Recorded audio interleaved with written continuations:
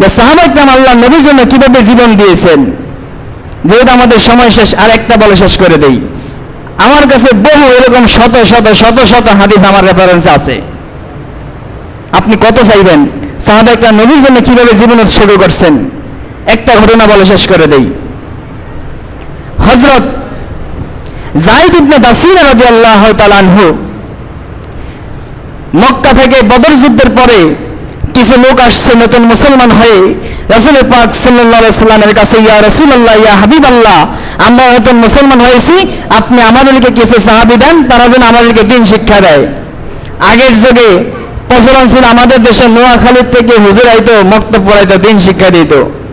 কারণ এদেশে মুসলমানের সংখ্যা, উলামাদের সংখ্যা কম ছিল। ঠিক মক্কায় নতুন মুসলমান হয়েছে, এখন দিন শিখবে কিভাবে?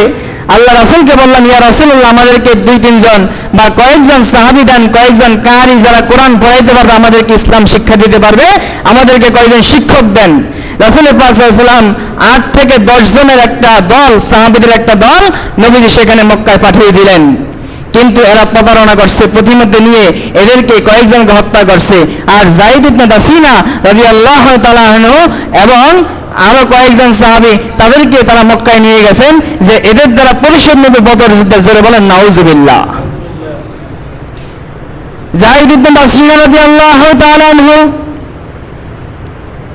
তাকে যখন শাহাদাত বরণ করাইবে, তাকে মৃত্যু দিবে, তাকে যখন শুলিতে চড়াইবে, হত্যা করবে, তাকে খোলা ময়দানে আনলেন।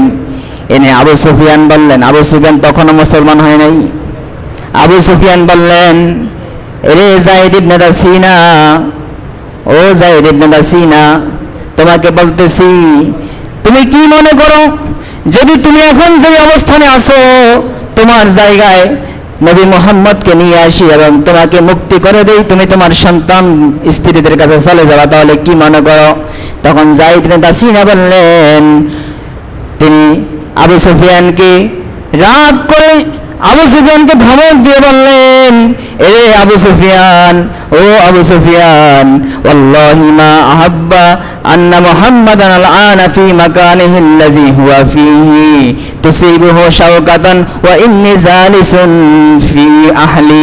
ও আবু সুফিয়ান, আমি নবী মুহাম্মদকে আমার জায়গায় এনে দিব, তোমরা আমার পরিবর্তে নবী মুহাম্মদকে হত্যা করবা, আর আমি আমার পরিবার আত্মীয় স্বজনের কাছে চলে যাব, এটা তো দূরের কথা, বরং তোমরা আমাকে এখানে হত্যা করবা, আর নবী মুহাম্মদ যে মদিনায় আছেন ওখানে নবীজির গায়ে একটা কাঁটার আছর লাগবে, এটাও আমি আবু দাসিনা মেনে নিব না। তোমরা আমার পরিবর্তে নবীকে হত্যা করবা, আমাকে ছেড়ে দিবে, এটা তো দূরের কথা, বরং আমি এখানে থাকবো, আমাকে হত্যা করবা, নবী মুহাম্মদ সাল্লাল্লাহু আলাইহি ওয়াসাল্লাম যেখানে আছেন মদিনা শরীফে, সেখানে নবীজির গায়ে একটা কাঁটার আঘাত লাগবে, সেটাও আমি আবু দাসিনা মেনে নেব না। তখন সেদিন আবু সুফিয়ান সেদিন স্বীকার করছেন, লাকাদ রাআইতু মিনান নাস মা রাআইতু মিনান নাস আহাদান ইউহিব্বু আহাদান কাহুব্বি আসহাবি মুহাম্মাদিন মুহাম্মাদা। এই পৃথিবীর মধ্যে আমি অনেক মানুষ দেখেছি, আমি কিসরা, কাইসার, রোম, পারস্যের রাজা বাদশা এদেরকে দেখেছি, তবে পৃথিবীর মধ্যে মুহাম্মদ সাল্লাল্লাহু আলাইহি ওয়াসাল্লামের সাহাবীরা মুহাম্মদ সাল্লাল্লাহু আলাইহি ওয়াসাল্লামকে যেভাবে ভালোবাসে, এরকম পৃথিবীর কোনো মানুষকে ভালোবাসতে আমি দেখে নাই। আবু সুফিয়ান সেদিন স্বীকার করেছেন। যাই হোক, সম্মানিত হাজরিন, সাহাবায়ে কিরাম রাসূল পাক সাল্লাল্লাহু আলাইহি ওয়াসাল্লামকে জীবন দিয়ে ভালোবেসেছেন, জীবন দিয়ে মহব্বত করেছেন। অতএব আমরা যারা নবীর উম্মত দাবি করি, আমরা যারা উম্মতে মুহাম্মদী দাবি করি, আমরা যারা আশিক রাসূল দাবি করি, আমাদেরকেও আল্লাহর নবীকে আমাদের জীবনের চেয়ে ভালোবাসতে হবে, আল্লাহর নবীর জীবন আদর্শ অনুসরণ করতে হবে, আল্লাহর নবীর সুন্নতকে আমাদের জীবনে ধারণ করতে হবে। আল্লাহ আমাদের সকলকে নবীর আদর্শ গ্রহণ করে, নবীর আদর্শে জীবন ধারণ করে আমাদের সকলকে জান্নাতি মানুষ হওয়ার তৌফিক দান করুক। বলুন আমিন।